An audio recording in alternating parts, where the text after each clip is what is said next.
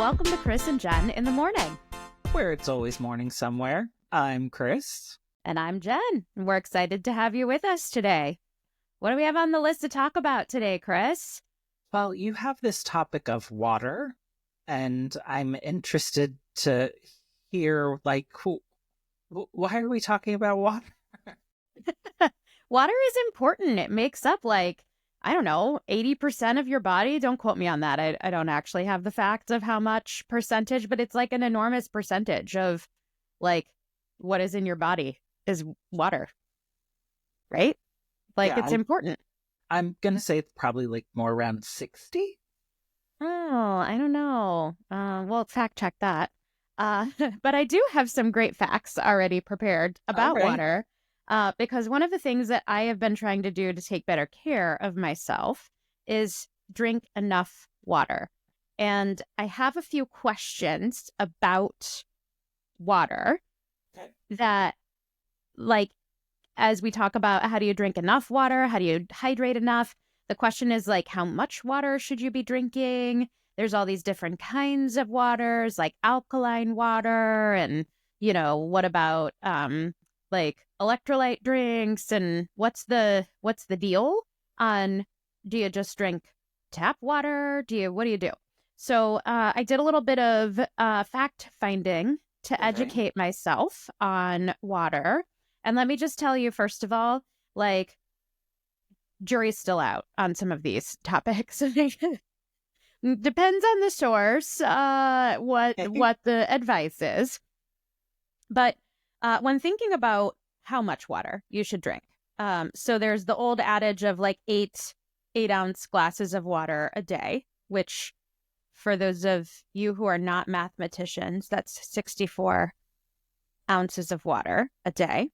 That's probably not the right number because it's well below all of the calculations and averages. I did find on the National Center of Aging Adults, a website I've not had to frequent. National Center for Aging, National Center on Aging is the official. They suggested you drink 1/3 of your weight in ounces. So as you get older, maybe they think you're less active, and you just take your body weight in pounds and you divide that by a third, and then you drink that many ounces of water. Then there's the, kind of Mayo Clinic and Harvard Health publication have said both in answer to the question, how much water should you drink? It depends, and you should talk to your doctor, and it's personal. Depends on your situation. I love a good vague answer like that. Right. They say, in general, adult females should drink 92 ounces of water a day. Oh, I'm sorry, 92 ounces of fluids a day. We'll get to that in a minute. And males should drink 124 ounces. Should intake 124 ounces a day. Well, I'm failing there. So if you think about the average weight for a male and a female, that's probably a calculation that's a little bit different than your average 1/3 of body weight. So they both acknowledge that it's personal and you should ask your doctor. But they do say things like the kinds of medication you take, such as even heart medication, if you are taking any kind of fiber supplements, how much caffeine you drink, which actually is another sort of myth that was busted in some of this research. But if you're drinking more than on average 4 cups, actual cups, not U.S. coffee mug cups, so not 4 of these, this is probably 2 cups. But if you drink more than 4 portion cups of coffee a day, then you do start having to drink more water to counterbalance the caffeine. But really, otherwise, drinking just a regular amount of coffee, you don't actually have to drink more water because of that caffeine intake. It also was interesting that it said that the research said if you drink alcohol, you don't necessarily have to add more fluid intake. And if you have like just one alcohol beverage, that counts towards your fluid intake, just like coffee Oh, does. okay. So So it's not caffeinated working against beverages, you. yeah, it actually counts towards your number of ounces that you need, which is interesting. That is Maybe that's interesting. maybe that's why the difference between 64 fluid ounces and 92 or 124 respectively. They also have said that about 20% of your daily intake of fluid ounces needed can come from food. It's not surprising. I can see that. Yeah. Like what kinds of food do you eat that you think might count towards water Fruits, intake? vegetables, I'm guessing like some types of proteins as well will have Oh, some type of. they didn't talk about protein, but they did talk about cucumber, celery, strawberries, grapefruit, spinach, watermelon, soups, broths. Oh yeah, yeah, soups and broths. That's If good. you have a beer, if you I if would you're not. like if you're getting drunk, probably you need to be drinking water to flush that out of your system. But if you have a beer, that actually could count towards your fluid ounces intake. Um, so interesting. It's really interesting. It was interesting. So the question of how much water should I be drinking a day is still, I am not certain. Depends. Ask your doctor. It's very personal to you and your And doctor. I'm sure if I go in to see my doctor and tell him I have been Googling about this, he's just going to roll his eyes in a very kind way because he's a great doctor. But he thinks that I Google far too many health related things. But I could see Uh, that. That would not be and then he'll surprising. print out some piece of paper and hand it to me. And it'll probably say at the bottom, ask your doctor. So, Right. um, Exactly. um, so the other thing that one of the other questions that I was sort of searching about is like, what about all the different kinds of water? Is there like, should I just be drinking plain old water or like what do you drink any of the like do you just drink plain water or do you like Um participate in any of these other kinds of water? so we use a Brita filter for our tap water. So we that's how we like I don't know, like filter You our have that water. good New York City water. It's It's true. like the They do best. say that's why we have good bagels and pizza crust. It's like known as the best water out there. Um, so one of the popular trends has been alkaline Mm-hmm. water. Like you probably see that when you go into, the convenience store and you look at water. There's like water, and then there's, here's alkaline water. And then there's all of these different, like this water is this pH and that pH and this pH. And so I was going, oh, like should I be paying attention to the pH of the water that I'm drinking? Is that like why I'm feeling dehydrated? Honestly, I probably feel thirsty because I'm not drinking Enough water. nearly enough water. uh, but Harvard Health publication actually had an article where they talked about this, and they said actually because the fluid in your stomach is so acidic, once regular or alkaline water gets down into your stomach where it gets processed, there will be very little difference in the resulting stomach fluid pH.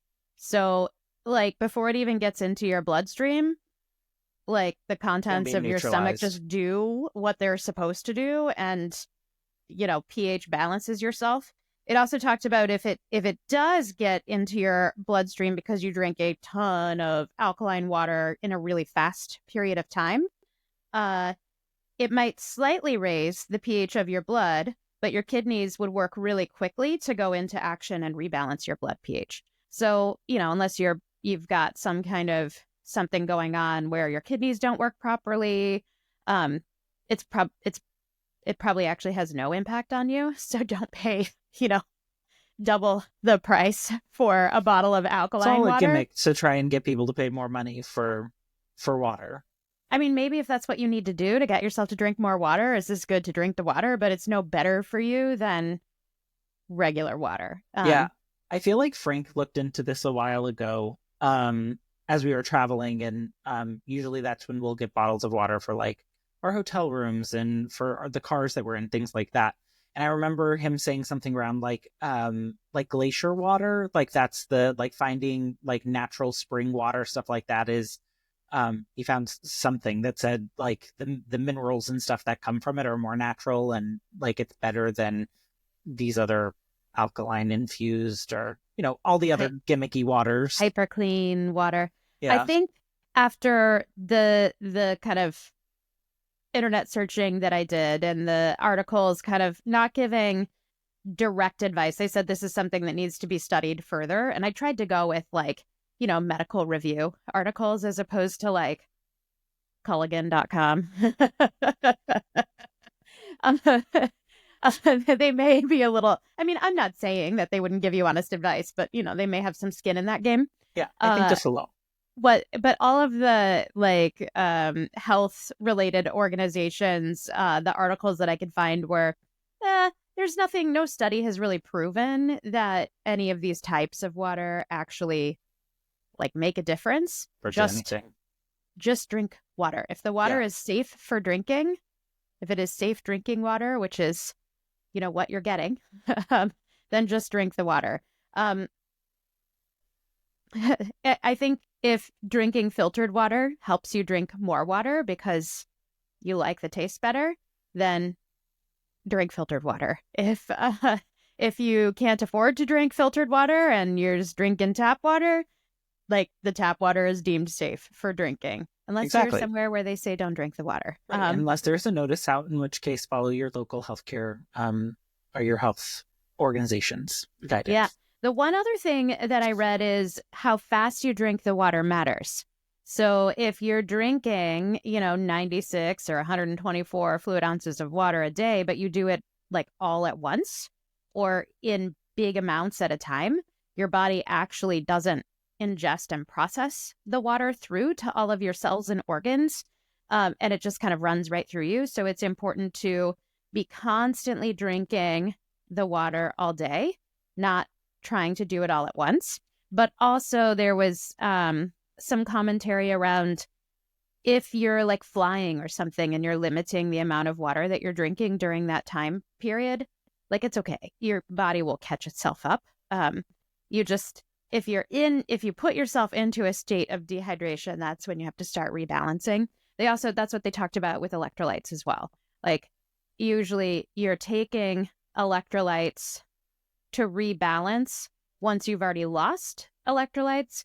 But if you're staying ahead of it, unless you're like out sweating a lot, doing outdoor work, or an athlete, if you're staying ahead of it, your balance of sodium and other electrolytes in your body actually like stays pretty balanced. Your body is working at keeping those balanced. Yeah. So it's only after you've messed up the balance that you need to replenish with Well, and electrolytes. there's been a lot of talk recently. I feel like I've heard a few news stories where people have had issues where they've had too much water and it's like thrown off their chemical balance, which then causes issues. And so, of like missing things that your body needs to survive. Yeah, they actually say it's pretty hard to drink too much water. Yes, but I So, think some of the pledging things that have oh yeah, occurred, like those are the stories where I have yes. heard, and um, If I you're in also some just kind of like challenge game, like the hot dog eating contest, but for water or something like that, it's probably not good for you. But you shouldn't not drink water just regularly because you're concerned about drinking too much. You're probably never gonna hit that threshold, but you also just shouldn't be guzzling gallons of it at a time. Yeah. I took in high school like an outdoor safety learning course, something like that, and they had a someone who is a hiker, like enjoys it as a hobby. That's how they spend their weekends, things like that. And he actually talked about how hydration is so important whenever you are out in the wilderness, because usually you're not checking and watching your intakes as much as when you're at home, when you have like when you're just living your daily life. And not to like be gross or vulgar or anything, but he's like the best way to do that is by keeping an eye out on what your urine looks like as you are going through your day. And if you're noticing it's getting darker, like, that you need to consume more water. Yeah, um exactly. That's exactly right. I get that is a very common and good way to tell if you're hydrated well enough or not. It's like pale colored is good, and anything else is maybe not good. Um, there are like real health benefits to being hydrated, and one of them is actually cognitive function. So, if you are dehydrated, your cognitive function and ability to problem solve and reason and think quickly actually decreases. So, just like with getting, the right nutrition and protein and all those things, not having enough water, you can't think as well. And I thought about that because sometimes when I get really hyper focused in at work or really busy with a lot of back to back meetings, I'll notice that like I'm thirsty, but I don't have time to get up and go find water. yeah. And I didn't put a bunch of water in my office at the beginning of the day. And then, by the end of the day, I'm like, oh my gosh, I'm like really, really thirsty, and probably haven't been doing myself any favors because I'm not able to think as well when I don't have enough water on board. So that was really interesting. It improves your skin elasticity, which, as we get older, becomes more and more of a concern. Had everybody telling me about that when I was young, and I was like, I don't know what you're talking about or why I care about this. And um, they told me I would care about it when I got older, and here I am caring Here I about it. am, and I care, and we're having a discussion about it. That's That's right. Never too early to start caring for your skin, and part of that is by hydrating. right. It actually helps you cool down when you exercise. So being hydrated while you exercise keeps you from getting overheated. Right, because you sweat. Yeah, yes, because you sweat. Um, so if you're dehydrated before exercising, you are going to get more overheated, which is really interesting. I always feel like I'm overheated during exercise. Feel like I just live right at that threshold of like, oh, I'm too hot. I don't know if that's a hydration issue solely or if that's just a, I'm not sure. It helps prevent muscle fatigue. So, as I've, been sharing with you about my daily weight workouts and how I'm just dying, hydration helps with that. Um, of course, it helps balance your electrolytes, and it helps transport oxygen-rich blood and nutrients throughout your body and to your extremities. So, things I didn't have to think about when I was younger that now, as I'm officially an adult,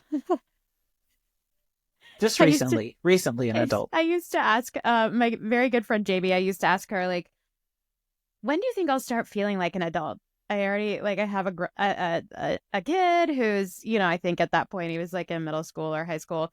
I'm Yeah, I've got a mortgage, I've got all these things. Like, when am I going to start feeling like an adult? And I think the answer is when I start caring so much about how much water I'm How much drinking. water intake you are consuming. Yeah. Yeah, I don't know. That's what I think. All right. So just some fun facts about water and like self-care and how to care for yourself. You'll feel better. You'll operate better. You'll live longer if you drink enough water. So um, plain old water is good for you, and make sure to hydrate. Get your water bottles, fill them, and keep drinking water. Keep drinking water. Awesome. All right. Well, Yeah. now we've learned a little part of your self-care is going to be a focus on your water intake over the next, well, forever. Let's be concerned about how much water we're consuming for forever. And now, a fun story from the editing floor. Do you remember the Heathrow airport experience. Sure do. I talk to people about that frequently. You do not. Whenever we talk about going through like security at other countries' airports. Look, I made a fool of myself in Canada. Like I You're like, am. yeah, let me tell you about when I was traveling with my friend Jen, No, I tell them all the time. Like they have different how rules, and she had then a meltdown and sat down after getting out of security on the ground at the airport and started crying. I don't remember that part. Were you Okay, like so repacking your bag?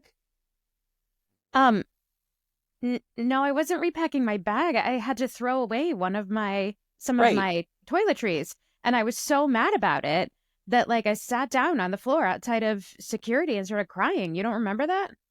No, I remember you And being then upset about it, but if anyone were to tell me that Jen Gear sat on a floor in an airport of all I places, know I'd just be it's like, I don't believe unbelievable. you. And then I got up and I went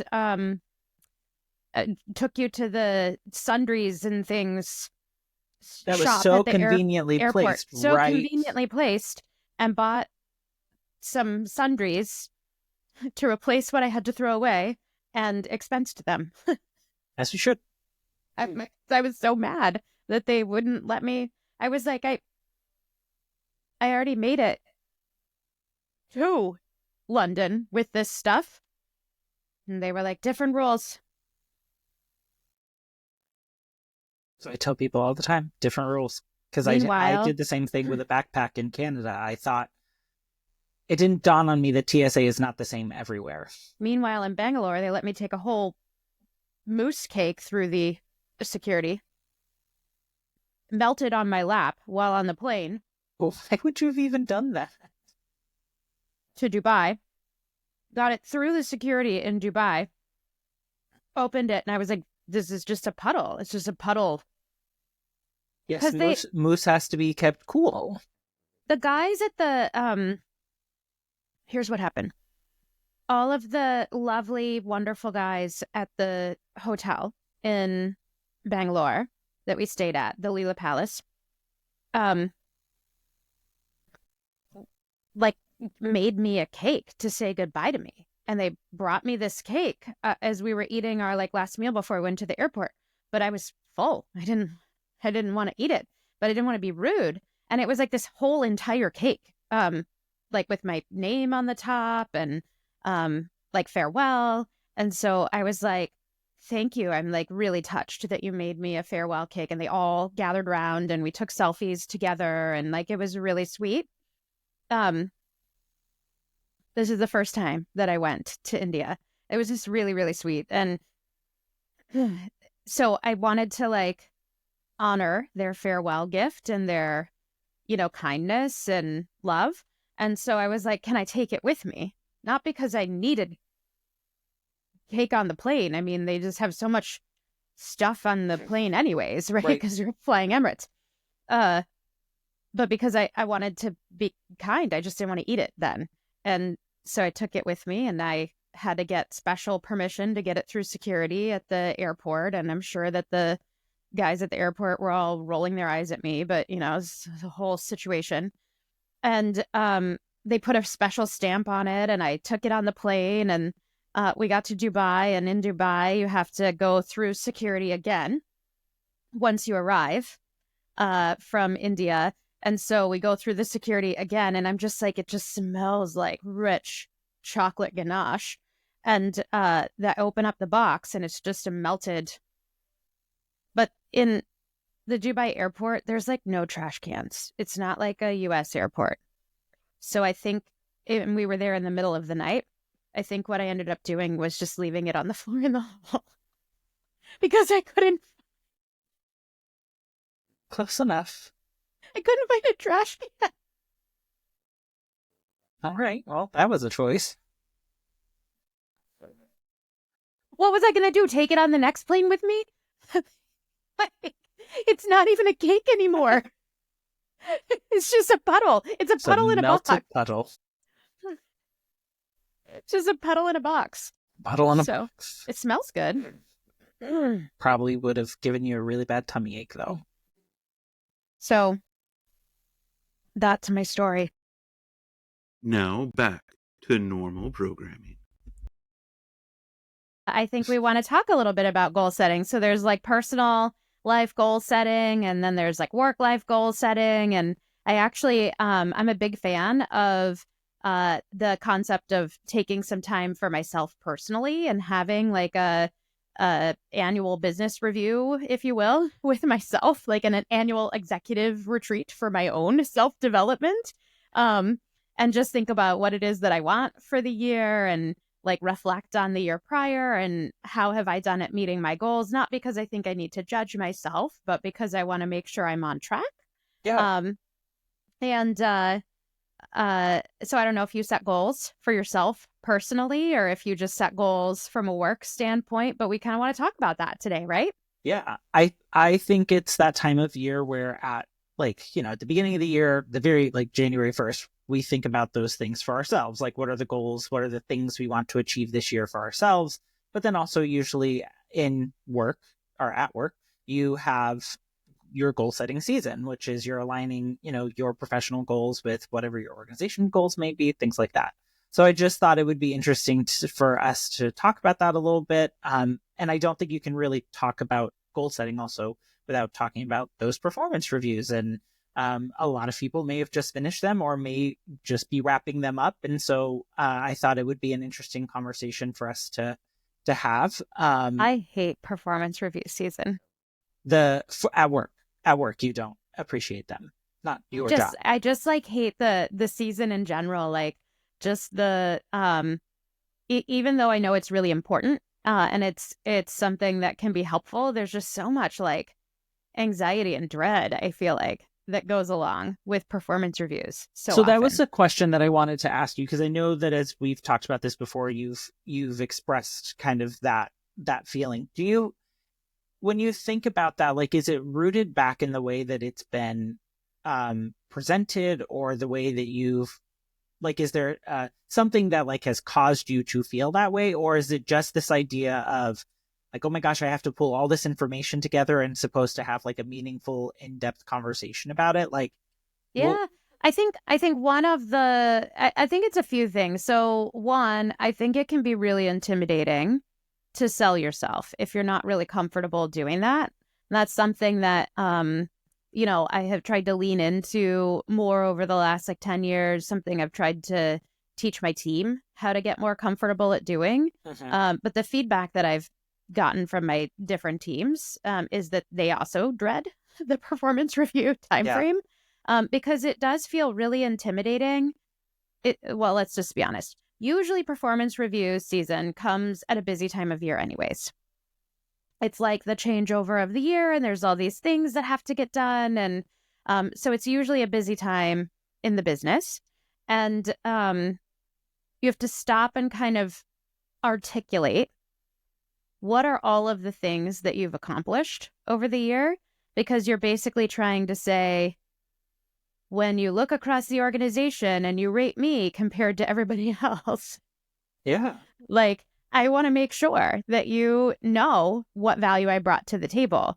But I think it's also intimidating because it it can feel so personal. Like somebody is placing value on you in the organization and the work that you do, and it often doesn't feel like a safe. Hey, it's okay for you to be just exactly as you are. And then also, like, let's talk about like how you performed. It's like how you're going to get paid is based on that number. So if the perception of how you performed is not meeting, but I think it's stressful even if you get a great performance review. Like it's still stressful because it's how somebody else sees you, and it's hard not to like look at that from a you're assessing my value as a person. Um, I don't think I'm alone in that. While I do think that's a very personal thing I bring to the table, I think I am not alone in that. Many people struggle with that feeling of you're placing a number on me or a right. value on me. Well, and so whenever I feel the same way, I think that I used to help lead this training course, and it basically started the course started with asking the question of the participants, um, I'm going to ask you this question, and I want you to write down the first feeling that you have. And so everyone gets out their pen and paper, and then you're like, okay, pretend I'm your manager. And I say, I have some feedback for you. Do you have a minute? And you ask everyone to write down their feelings. And everyone across the board, not everyone, some people are like eager, Jeez. excited, whatever, but the majority No. are like, ooh, anxious, scared. And Panic. so, You go exactly. into adrenaline rush, like Right. amygdala hijack, fight or flight mode. Right. Exactly. And so I think a lot of people, even though like you in a performance review, you're not necessarily being, asked that question, but that is ultimately what we're getting at, right? Like we are talking about feedback. We're talking about things that I don't know, like is this just your opinion? Is this opinions of others? So Well, I think too, you like work so hard and you bring so much of yourself to work. I mean, not everyone, but a lot of people. Work is I think culturally here in the US, especially, and I don't think this is, you know, um, just the US culture, but I think speaking about the US culture specifically, we are in a place where we really identify with our career and our success in our career, and it kind of defines you as an adult. And so you stake a lot on how you're perceived at work, and so this performance review conversation is like somebody else having control over the official value in the system that then is discussed or not discussed in calibration meetings that you're not in, about how valuable you are to the organization. And that I think vulnerable is definitely the word for me. These performance conversations end up just making me feel really vulnerable. Not because I haven't had great leaders who, are like a trust and have great conversation, but it's just you're entering this conversation going, wow, somebody else is in charge of writing down and putting into the system how I'm perceived. And yeah, I care very much about that. right. Well, I mean, and like you said, it's a lot of times in a lot of organizations, it is tied to your annual increase, to a bonus. Like usually there are other factors that also impact you in your day-to-day life and your success in your personal life as well. So after you had said that, I started looking into like performance reviews, like what do we know about them? Like I think everyone knows that they're not everyone's most favorite time of the year. Turns out I found that was true. Really? What did it Yes. say? What So does the research say? there were several articles that talk about how it's a very personal experience, and like they track back to World War I and World War II and can talk about how their systems and their ratings and things like that were used, and then how they made their ways into in the war, the rankings. So in establishing who was being sent where to perform what job, there were forced ranking methods involved, and so those things kind of bled out into the private sector, and those things started to be adopted. So then they looked at this research from, I think, 1940s to 2016, I think, is whenever the study stopped. And it I think the surprising thing to me was that it's the same conversation that is being had back then that we're having now, and it's just like this cycle that we're all on. Which then led me to, well, if this has been an ongoing conversation for so long, then like how have companies done this in a way that have made them successful and meaningful, purposeful, and make their employees maybe not look forward to it, but have a little bit more comfort? And so a lot of organizations have actually moved away from formal review processes and moved into more frequent conversations in making sure that the conversations continue, that it's not just once or twice a year that we're talking about your like contributions. Feedback. Right. Exactly. What's your take on that? And are you talking about scenarios where you still get a rating? No. From the article that I was reading from HBR, and we can add links and such. It's talking about the conversations not having a forced rank involved in it, that it is a conversation, and maybe the ranking only happens once a year. Yeah. So what's your take on that? I personally prefer that method. Like, I prefer the frequent check-ins, knowing.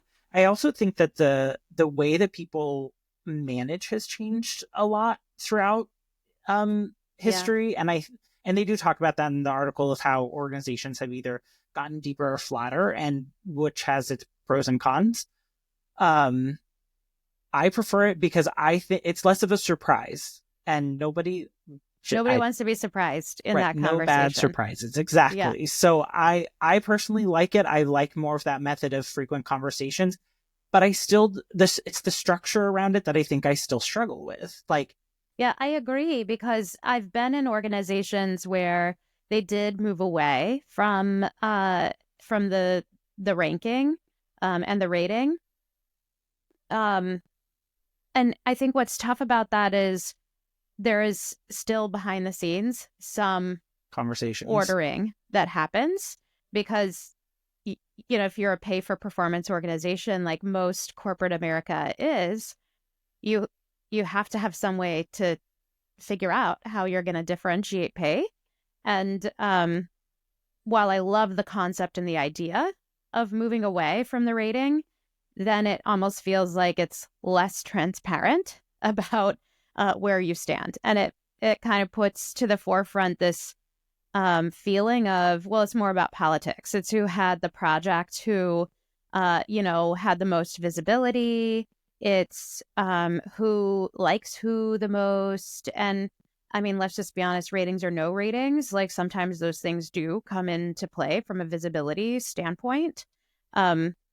I will say I was in an organization that had moved to a forced ranking, where they did kind of a ranking of top 20%, middle 70%, bottom 10%, and everyone had to fall in. Like, it had to be that percentage.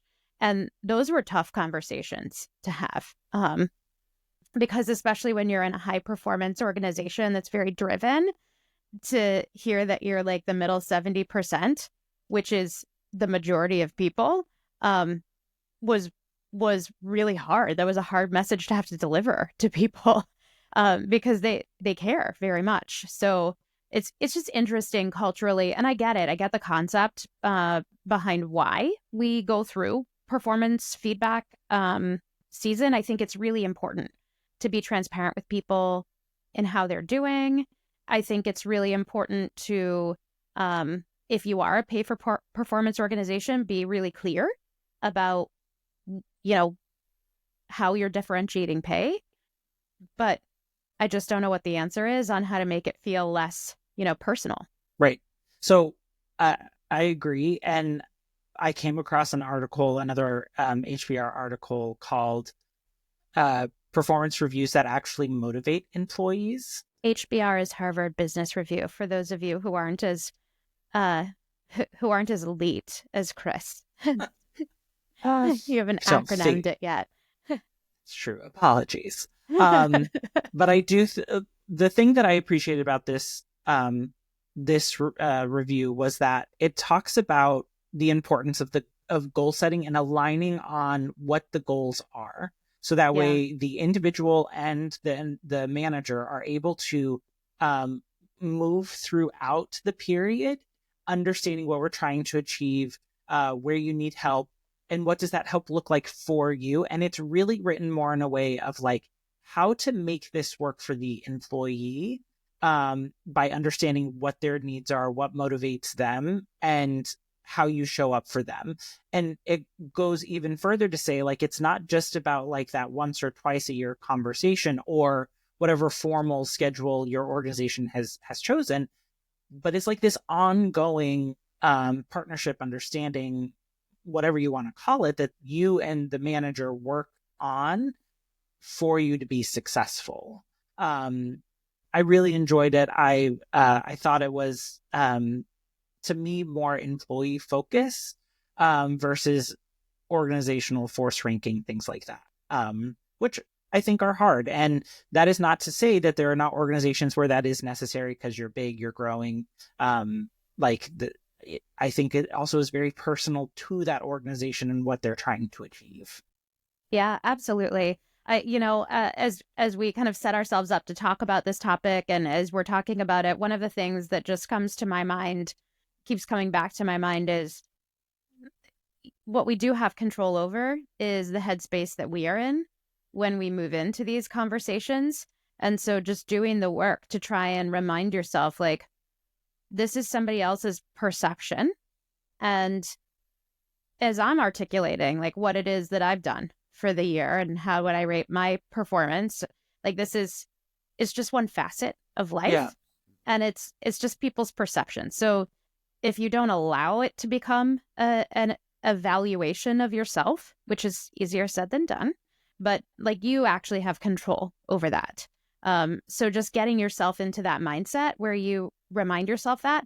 And if you're a leader of people, like, just knowing that, not everybody, but a lot of people struggle with this. And so as you go through the conversation, just making space for that and making sure to remind people, like, look, this isn't a evaluation of you as a person or how valuable you are. This is just like the work that you've done this year and how this fits into the broader picture of the organization. And kind of that self-distancing that we've talked about a little bit in the past, like distancing your own value as a human from, your career at work and what you're doing at work. And it doesn't mean that doesn't matter or that you are less motivated or that you care less about the results that you deliver, but just you have the ability to choose how you want to define yourself. Yeah. And I think maybe a topic for a future conversation, I also think the generations coming into the workforce now are also changing, are I don't want to say forcing change, but are influencing change in the way that these conversations are being had. Yeah. And I think for organizations to continue to be successful, they have to figure out how to, engage these people, make them feel like there's a place for them, and, meet people where they're at. And yeah. And I think corporations have become like this entity that feels like an authority figure. And so if you're a part of, management, having a management conversation, it feels like an authority figure. Yeah. And I think, like, generationally, that's just something that lands very different in society today. Because if you think about the evolution of corporations over time, it's not common anymore. It's not as common anymore for somebody to graduate from college and go work for a company and retire from that company, where that used to be, very common and super valued. And, now it's much more common that you see somebody that's been, 3 to 5 years one place and, kind of, then it's like, why aren't you moving on if you haven't been there 3 to 5 years? Which my personal opinion on is you should just do what makes you happy. If it's being at that company that you've been at for 15 years, great. And if it's finding something new, also great. You shouldn't be running away from something, because if you're running away, then you'll often run right back into that situation. But I think starting a new job is very stressful. So, I think sticking at a company for a while probably reduces stress in most cases too. But, we view the corporate entity differently now than it was viewed, 30 years ago. Right. It's very true. And I think that is potentially why these conversations have kind of fell into a cycle of, like, we're trying to solve problems using methods that are known to us versus trying to forge a different path and figure out, like, what is the best way. Because one way of having these conversations or conducting these types of things may work very different in a medical institute versus how it will in a technology company. Like it, you have different people who are facilitating different things, and which ultimately means you probably also need to show up differently for them to help support Yeah. them and be successful in their careers. So if I'm getting ready to go have my own performance review, what advice do you offer to help ensure that I can go in, represent myself well, and feel good about the conversation when I come out of it?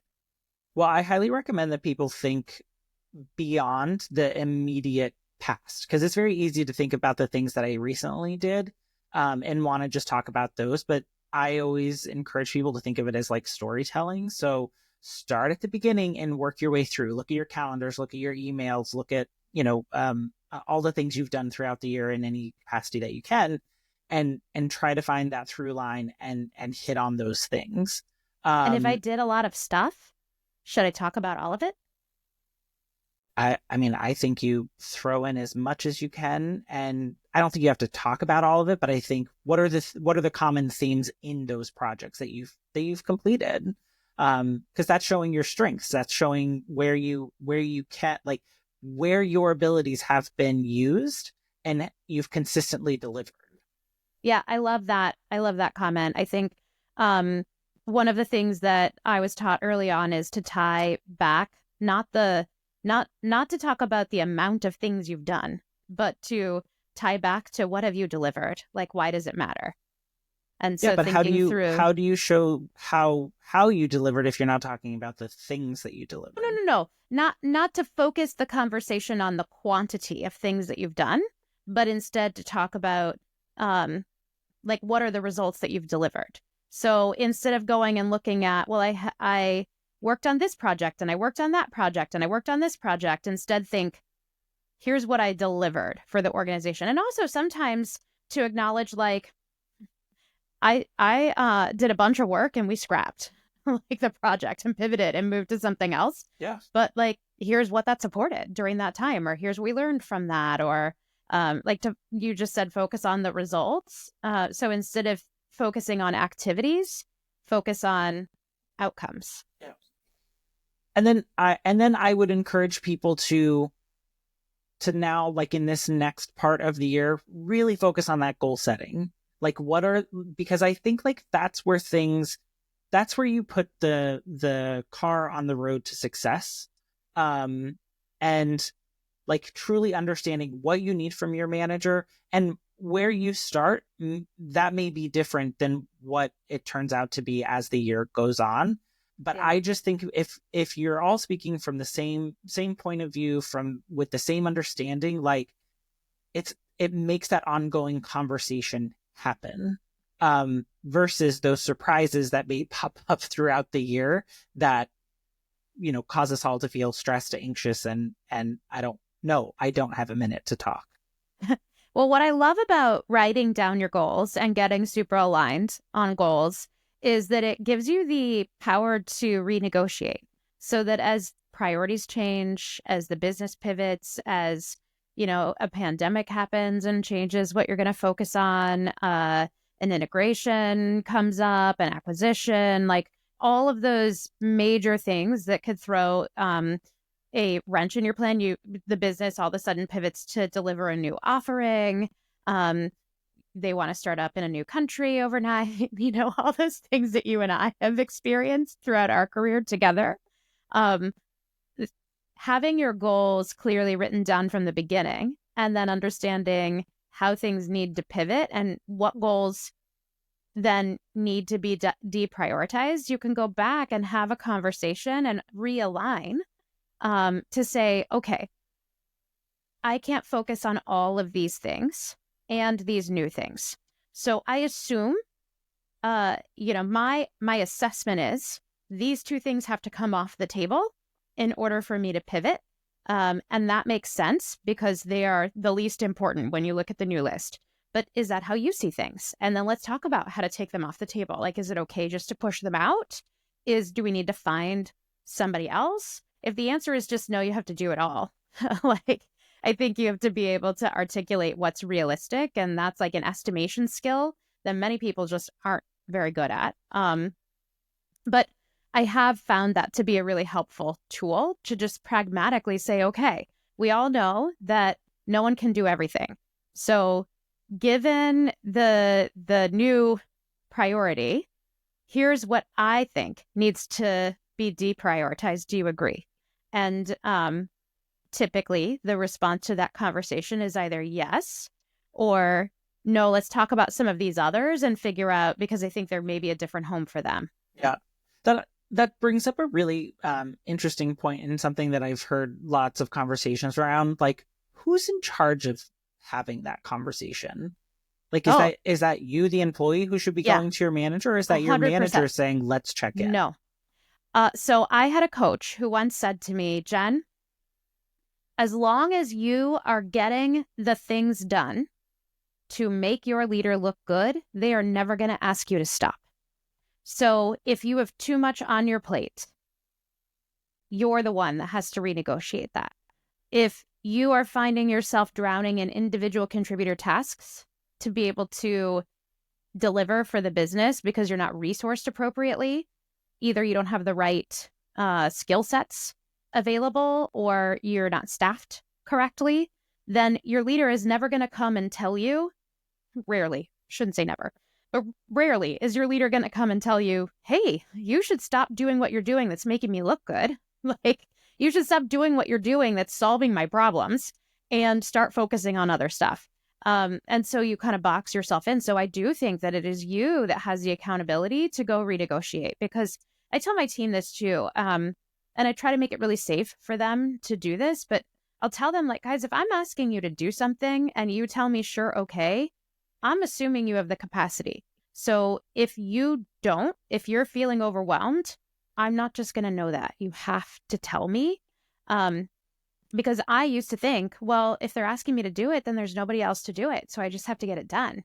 And then, I would take it all on until, I broke. And then it was already too late to fix. And, my boss is like, I had no idea how terrible this was. I feel bad, but also I don't feel accountable for the fact that you broke because you didn't raise your hand. And, I just was trying to be a good corporate citizen and do what I thought I was supposed to do. I didn't know any better, right? So I think that's just, breakdown in communication. But I love that you asked the question, because I think it's natural for people to think, well, I'm supposed to do what I'm told. And so if I'm being told to do this, I got to do it. Yeah, I agree with your answer 1,000%. I think where it gets a little bit into a gray area is with more junior entry level people who just don't have that muscle built yet. Yeah. But I think in your answer, you said it really well, where you're checking in with your team. You're telling them, like, if this is not something that you think you can achieve, tell me. Like, let's figure out how we have that conversation, creating that space. Yeah. And then it's up to them to engage in the conversation. So I just think, like, they're as easy as I want to say, yes, it's the employee's responsibility. I do think there are some people who just don't know because you haven't done it yet. Like, you're still learning. Partnership. It's a partnership. And I do think, there are some teams that I've managed where the work that they do, it's just really common for them to kind of get overwhelmed before they realize that they're overwhelmed and not know how to get themselves out of it. And one of the skills that I feel like I have had to, just teach a lot, because it's really common for people in this role to, be really devoted to getting the work done, but not know that they're in over their head before it happens. And so that's one of the skills that I feel like I have focused on a lot with that particular role, is like, let's just learn how to do this. This is a muscle to build. And I think even just starting with giving them permission, like, it's my job as a leader to give them permission, not because they need my permission, like from my mind, but oftentimes I find that I'm waiting for permission to do things I didn't know I was waiting for permission to do. Like, and to your point, you don't always recognize that. Like, you don't realize that you are waiting for permission to raise your hand and say, I have too much on my plate. And yet, if you were given that permission, you would have raised your hand Right. and said there was too much on your plate.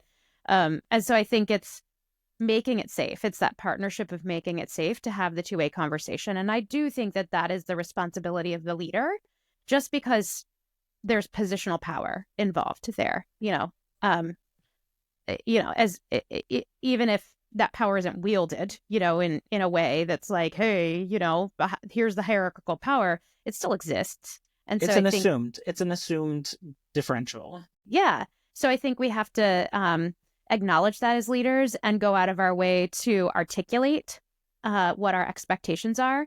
And my expectation is never that somebody like become magical and bend space and time to get everything done that's not possible. My expectation is that, like, if they're overwhelmed, they speak up and ask for help and try and come with solutions. But if they don't have any, like, tell me that and let's problem solve.